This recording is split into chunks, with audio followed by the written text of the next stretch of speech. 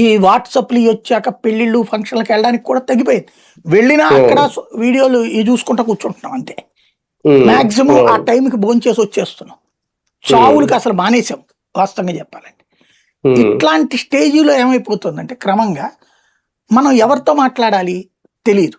మన చుట్టూ స్నేహం ఏంటి అన్నది అమ్మా నాన్నలు చూస్తున్నారా అంటే, ఈ స్వేచ్ఛగా నా బిడ్డకి నేను బాగా స్వేచ్ఛ ఇచ్చా వాడికి అమ్మాయికి అనేటటువంటిది వీళ్ళు గర్వంగా ఫీల్ అవుతున్నారు. కానీ స్వేచ్ఛ అనేటటువంటి దానితో పాటుగా అది హక్కు. స్వేచ్ఛ అనేది ప్రాథమిక హక్కులతో పాటు ప్రాథమిక విధులు కూడా ఉన్నాయి రాజ్యాంగంలో.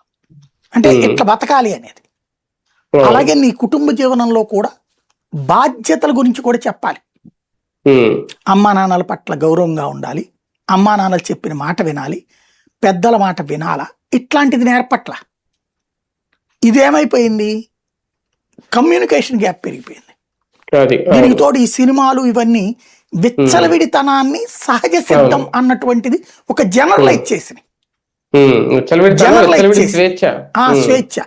దీనికి తోడు ఇదివరకు మనం కాలేజీల్లో చదివే రోజుల్లో ఆడపిల్ల పట్ల మనం కొంచెం అలా చూసామంటే లెక్చరర్ పట్టుకునేవాడు. ఎరా ఏంటి అమ్మాయిల వైపు చూడటం ఎక్కువైపోయింది నీకు, నువ్వు ఇటుండు